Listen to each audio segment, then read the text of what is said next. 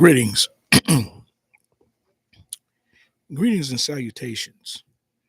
I am Jelani Delisa Abdullah Khalfani Bey, National Grand Sheikh of the Moorish Holy Temple Science of the World, Free and Sundry Moorish Science Temple of America. I recently looked back in on my channel and I saw where a Lenard Miss McFacepunch, has some comments on one of the videos that I uploaded, and it brought to my attention that the slanderous remarks that people make about Moorish Americans, are mostly because of fear, along the same lines of the anti-Semitic um, genre that's going on, in this day and time. Um, but enough about that. Please forgive me if there's a lot of background noise. I'm trying to make the mic get close enough, to my voice so that you can hear me clearly. Moorish Americans, followers of Noble Drew Ali, are not sovereign citizens. These people make this notion to put us in the same category as those Europeans who are upset about how they were treated after 1933 and brought into the same slave jurisdiction as the melanated people of this country.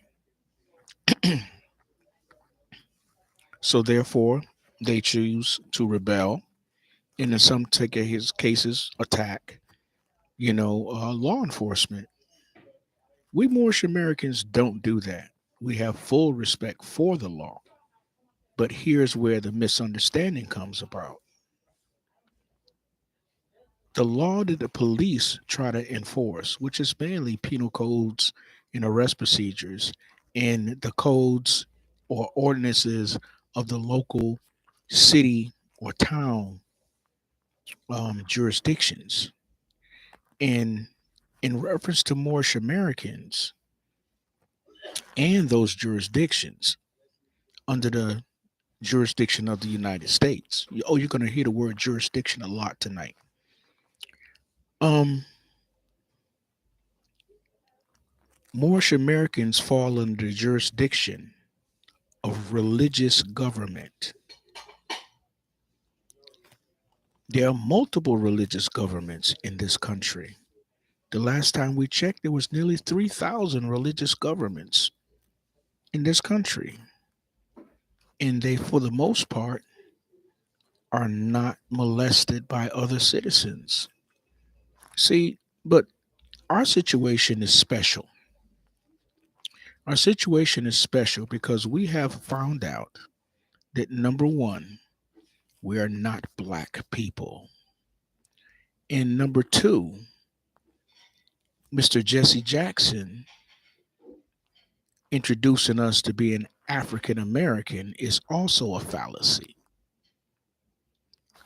We have remembered that we are Moors. We are the same Moors that granted the treaties to the Europeans, allowing them to set up shop on the East Coast via the Barbary treaties. Those rulers of Morocco, Algiers, Tunis, and Tripoli who gave permission to the Europeans to settle, recognizing being the first nation to recognize the Europeans as a nation. Just giving a little background on things. So, what millions of us have found out is we are those Moors. We are the descendants of those Moors born here in the Americas. We are the descendants of those Moors who granted the treaties to the Europeans to even be here. So, in order to combat this situation and to keep the people ignorant, you have ones that will attack people's news or attack people's threads or lives to try to dispel the information put out on these lives. All right. This brother Face Punch, McFacepunch, he says that, you can't have a government inside the US. My dear ignorant fellow, what do you think a city municipality is? It's a subnational entity, a government that makes their own laws, that makes their own statutes and codes, has their own courts, their own fire departments, everything a nation or government would have. But they exist inside of the jurisdiction of the county. Now, the county has its jurisdiction. They have their own council that makes and enforces the law for the county. Now, the county is a jurisdiction that exists inside the state of, excuse me, the state republic. That's the difference between the city and the county. The city is a subnational entity to Washington, D.C. The county is a jurisdiction within the state republic. And unbeknownst to most, the governor wears two hats. One representing the state of California, and the other California State, short for California State Republic. Now, the U.S. Constitution that they swear an oath on guarantees each state a republic form of government. Article 4, Section 4 of said document. That said document, the U.S. Constitution, gives Washington, D.C. its authority in Article 1, Section 8, Clause 17. It describes a 10 by 10 square mile island located between Virginia and Maryland and has a 10-mile radius in its circumference.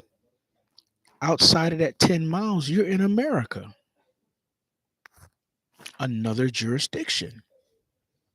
So it is a subnational entity. Now you might ask, well, how am I a U.S. citizen in Colorado or Florida or Texas? Well, not Texas, but North Carolina. Because unbeknownst to you, you have contracted with the United States. Is this conspiracy theory? No, not at all. Why is your IDs in all capital letters? The only people or the only entity I know that describes itself in all capital letters are corporations. So, moving on, we Moorish Americans are governed by our God. In the Moorish Americans case, we say Allah, Father of the universe.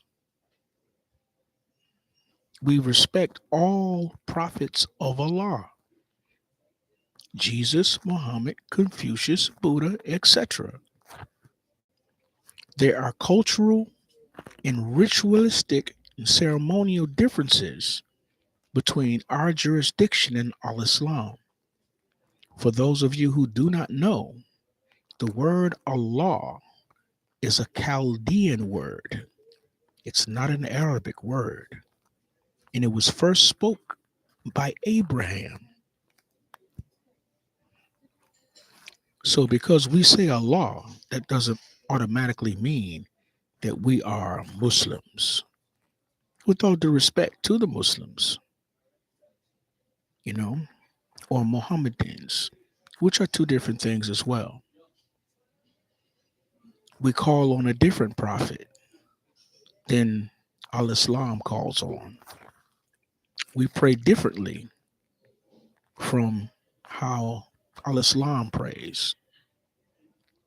Our declaration of faith is different from what the Muslims say. So there's very strict differences between our two jurisdictions. See, we're the descendants of the ancient Moabites, Canaanites, Hittites, and Phoenicians. This can be um, this can be proven through the genealogy.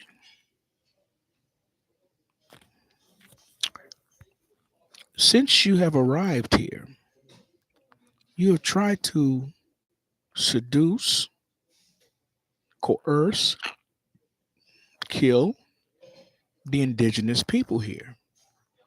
I also am a Salagi Washita Moorish American Muslim. So that means I have an indigenous identity. Back to what we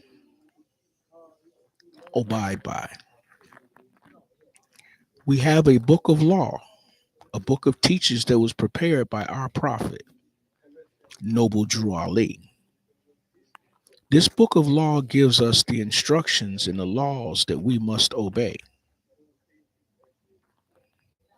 We have a divine constitution and bylaws that gives our government officials instructions for how they are to conduct themselves with our citizens. We have doctrine, religious written instruction to help us learn how to be better citizens of our government. The name of our government is the Moorish Divine and National Movement. When our prophet had meetings with other governments, this is the jurisdiction he would represent himself as. So let's go to the Constitution again. Now that I've explained all of that, your U.S. Constitution says in its First Amendment that Congress shall pass no law with respect to religion or the practice and establishment thereof. Congress is the delegating authority in Washington, D.C. And remember, Washington, D.C. is between Maryland and Virginia geographically.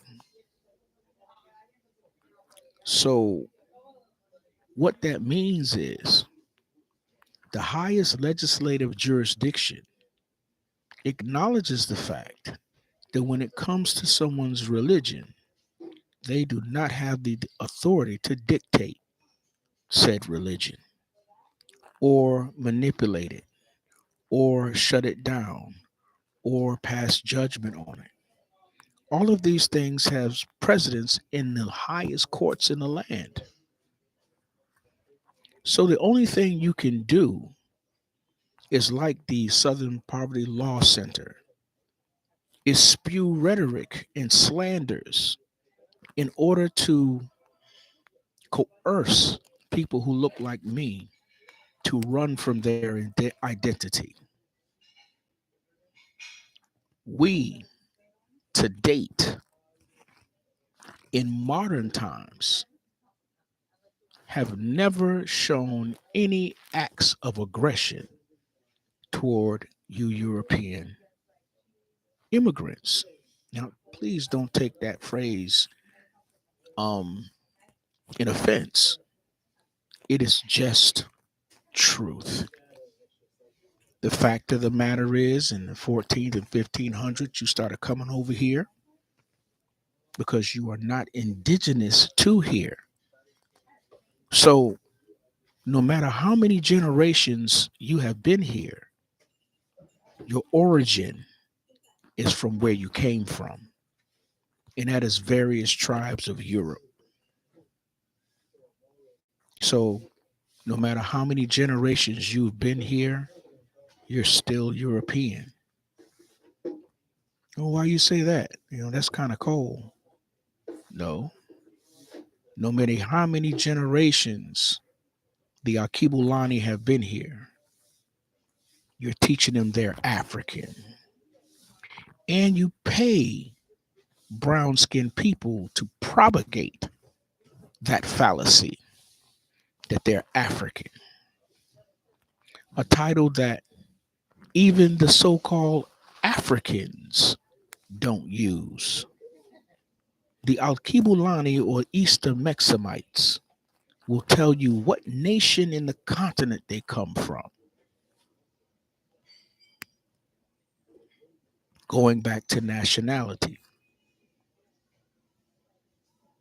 So I believe, and this is just my opinion, that there are some Europeans that are afraid that what we Moors demonstrate, all brown skinned people are going to become Moors and claim that we don't control them.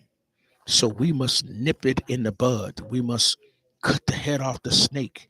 We must, as you usually do, use the media to slander their names and identities so that people are too afraid, you know, to become come into their ranks. We must attack these people to intimidate not only them, but the people who look like them so that they won't even think about doing anything to be free or being aware that they need to be free because most are not aware that they are in servitude. Again, this is why you have the militia groups. They know that they are servants, they know that they are slaves, and they want to break out of that. That's not our argument, that's not our beef. Civics is civics, you know. So, a lot of us study civics. A lot of us study civics. We have Moorish customary law. This is the law that we study. It is a law given to us by our God through his prophet Noble Drew Ali. And because it is religious, people don't understand when they say separation of church and state. Church or religion is a state, i.e., theocracy or even religious corporation. The theocracy would be the equivalent of the state republic. The religious corporation would be the equivalent of city and town jurisdictions. Just making a parallel. But we do not believe we do not have to obey U.S. law. U.S. legislation states that, for instance,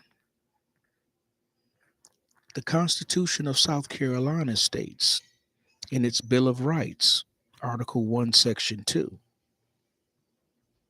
that the state and the General Assembly shall make no laws with respect to religion or the practice and establishment thereof. South Carolina Codes 33-31 180 states if the doctrine of the religious corporations is in conflict with this chapter, the religious corporation takes precedence pursuant to your U.S. Constitution or state constitution or both stating that when it comes to our religious beliefs and practices, you have no jurisdiction unless we become a compelling governmental interest. And this is what the news media is trying to portray us as. The reason why it's hard for a brown skinned person to claim Second Amendment rights, you have to go back to Christian Black Codes of 1724. And I believe it's Act 7. It states that no slave should have a weapon any wider than the palm of their hands. And it also says that no slave shall have a weapon unless he's been given permission by his master. Remember, permission or permit is a license. Mental note. Unless he has permission from his master to go hunting, or he has a mark or a badge on his chest. Let that sink in. Officer Jefferson, Officer Akeem Jackson, who also has to get a concealed weapons permit for when you're out of uniform. Because when you're in uniform, that badge gives you permission to have a service revolver or a sidearm. Please read the Christian Black Codes of 1724, and you will see that in 2 years, it'll be 300 years these laws have been enforced on the melanated people of this country. Getting back to the Moors, we have our own officials. Act 1 of our divine constitution and bylaws says that the Grand Sheik and the chairman are empowered to make the law and enforce the law with the assistance of the prophet and the grand body. The assistant Grand Sheik is to assist the Grand Sheik as long as he lives according to love, truth, peace, freedom, and justice. These are the principles of our society, and it is known by all members, citizens, subject of said body. So we have legislation, we have constitutions. So it's not that we don't obey U.S. law. U.S. law acknowledges the fact that we have our own law and jurisdiction. This is what the media is not saying. And if that is the case, then just like they have police officers, we have Mufti and Mobite Knights. The purpose is to what? Ensure a safe environment and society for our people. But see, that's what concerns you. What concerns you is people who look like me coming to this knowledge, and you cannot control them. A lot of police officers believe that they are the law. Countless of times I've met policemen who, well, in the state of so and so, you can't do da da da da da. Prove it. This is when they get upset because they're just making that statement to sound like they have authority. But when you demonstrate that their legislation does not say that, now we got a problem, you know, when there should be no confrontation from the very beginning. The highest courts in the land have already made the decision that if you're not operating on the public roads meant for private citizens, then you are not in commerce. Therefore, the state does not have the jurisdiction to dictate your movement. It's only when registration and license has been attained. Now you have pledged your automobile and converted it to a motor vehicle, which is a mode of transportation used for commerce, to the state, to which they give to you, take from you, or regulate. That privilege. It's a privilege to operate on the road for profit, fare, or fee. It's not a privilege, but an inalienable, pre existing God given right to be able to transport yourself from one location to another. If you're calling that sovereign citizen stuff, take it up with the people who wrote it. They look like you. So they started the music up. So I'm going to close because I don't want to compete. Although that's some sharp music, man. I love the doggone music that the Aztecs and the Mayans, you know, produce. You can tell by how the music is arranged where geographically it comes from, you know. So I reiterate, true Moorish Americans have their own law. They have their own church and state. We are not Christians, so therefore we don't obey Christian law when we are taught in chapter 48, verse 7, that we must return the church and Christianity back to the Europeans, for that is for their earthly salvation. 8 says, we, the Moors, are returning to the order of Islam. It doesn't say the order, but that's what it means. For our earthly salvation. See, so there's always been two world powers or two entities at adversity with each other.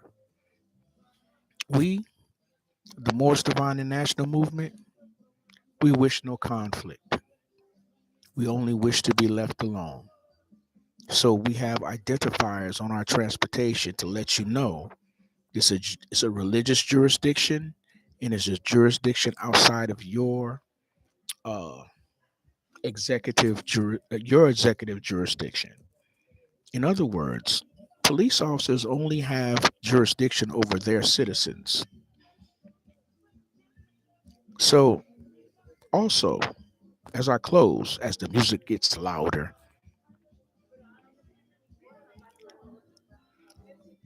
we are required to proclaim our free national descent name, meaning that we must change our name to match our nationality, like every other person on this planet. Their name matches their nationality. To investigate someone because their name does not sound European is a crime. Trust.